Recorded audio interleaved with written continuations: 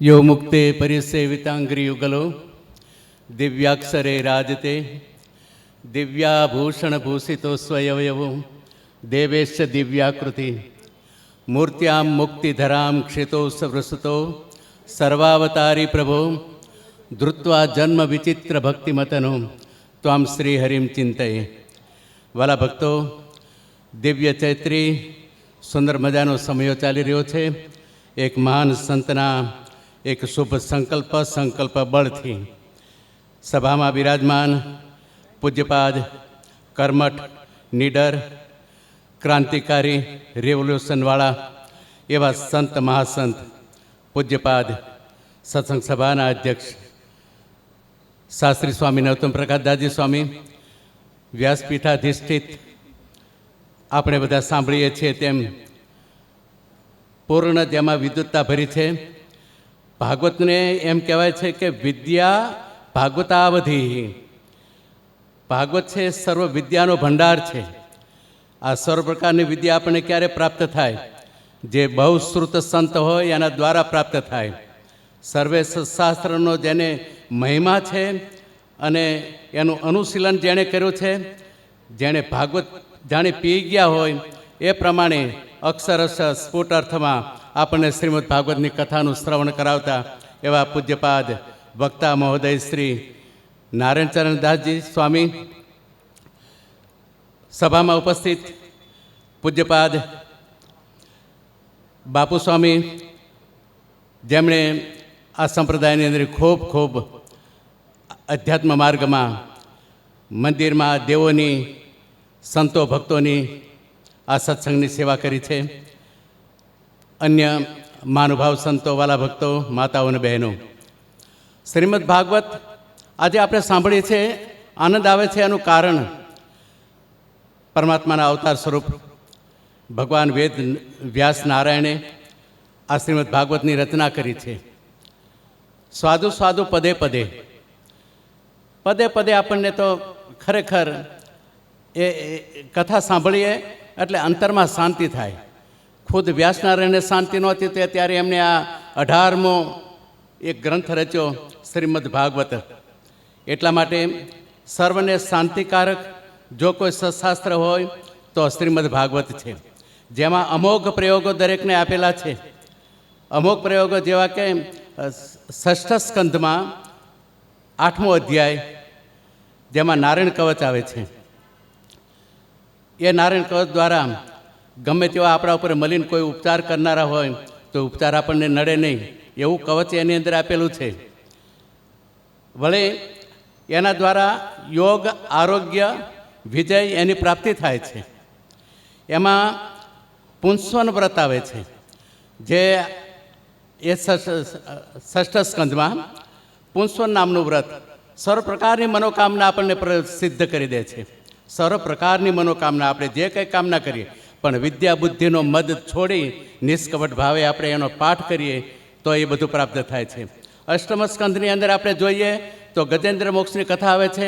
એ શું બતાવે છે કે ઋણ મુક્તિ, શત્રુ થકી મુક્તિ અને એવા કેટલી પ્રકારના એમાં લાભ રહેલા છે। પુંસ્વન વ્રત આવે છે એ અષ્ટમ સ્કંધમાં। પયોવ્રત આવે છે, એ પયોવ્રત દ્વારા સંતાન પ્રાપ્તિ થાય છે। વાલા ભક્તો, ભૂત પ્રેત યોનિમાં 10,000 વર્ષની આયુષ્ય હોય છે। મળમૂત્રનું ભક્ષણ કરવાનું હોય છે અને અપાર દુઃખનું કારણ છે। એ આત્મા ભટકતી હોય, એને કોઈ દેહ નથી અને ચારે બાજુ દોડા દોડ કરતો હોય જીવાત્મા, કોઈ વાતે મુક્તિ ન થાય। એ મુક્તિ આ ભાગવત વડે કરીને સ્વામીએ આજ કથા કરી, કેટલું સરસ મજાનું સમજાવ્યું આપણને કે ગોકર્ણે એ સુંદર કથા કરી અને ધુંધુકારી માટે ફક્ત એક એને માટે જ ધુંધુકારી માટે વિમાન આવ્યું, ત્યારે બીજા બધા સાંભળનારા હતા એને માટે ન આવ્યું, કારણ કે આ દત્તચિત્ત હતા।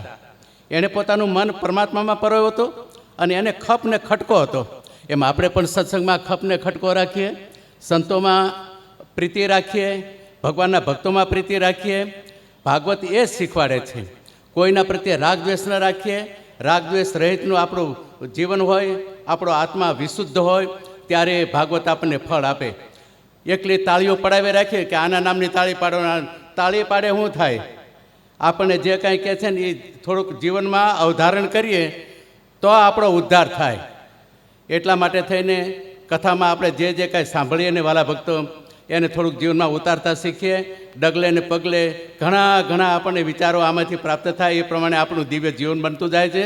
તો એટલા માટે દિવ્ય જીવન બનાવવા માટે થઈને આપણે સત્શાસ્ત્રને સાંભળવા જ્યારે બેઠા છીએ તો અહીંયા નિયમ લેવો જોઈએ કે મારામાં આટલી ભૂલો છે, આટલી કસર છે, આટલા કામ, ક્રોધાદિક, લોભાદિક, મોહ, મદ, મચ્છર એ છે મારા ફળિયામાં, ઘરમાં, બીજે ત્રીજે જ્યાં હોય ત્યાં મારે બધી અથડામણો થાય છે. દરેકની સાથે મારો સ્વભાવ મેચ નથી થતો.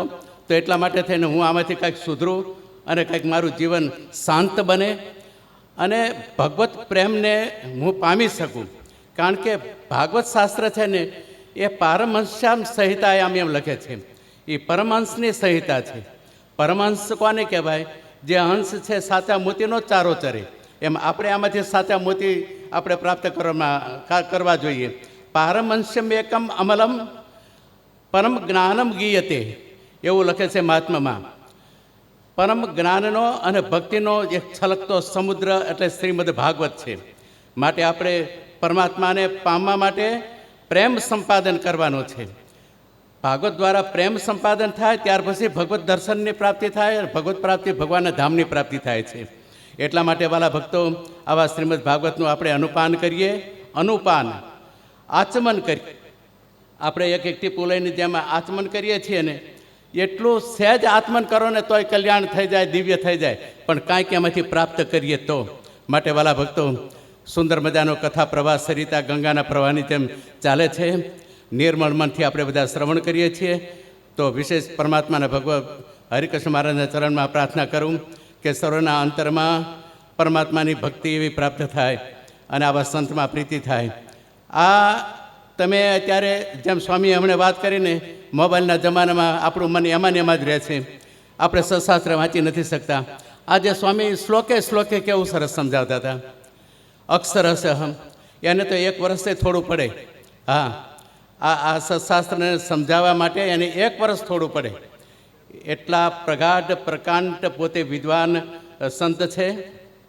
આપણા માટે ઘણું તૈયાર કરી રાખ્યું છે. જૂના સંતો કહેતા કે ગ્રસ્તના અન્નના કણિકાના ઋણમાંથી છૂટવા માટે આપણે સત્શાસ્ત્રમાંથી થોડું કાંઈક એવું ભેળું કરી અને આ ગ્રસ્તને અનુપાન કરાવીએ તો એ જીવનું કલ્યાણ થાય. આ સ્વામી બરોબર એનું જીવન એ માર્ગે પોતાનું જીવન વાપરી રહ્યા છે. એનું અવગાહન આપણે કરીએ છીએ. તો વાલા ભક્તો આવી સુંદર મજાની કથામાંથી આપણને દિવ્ય જીવનની પ્રાપ્તિ થાય એવી પરમાત્મા ચરણે પ્રાર્થના સહિત હું મારું વ્યક્તિત્વ પૂર્ણ કરું છું. બોલો સ્વામિનારાયણ ભગવાનની જય.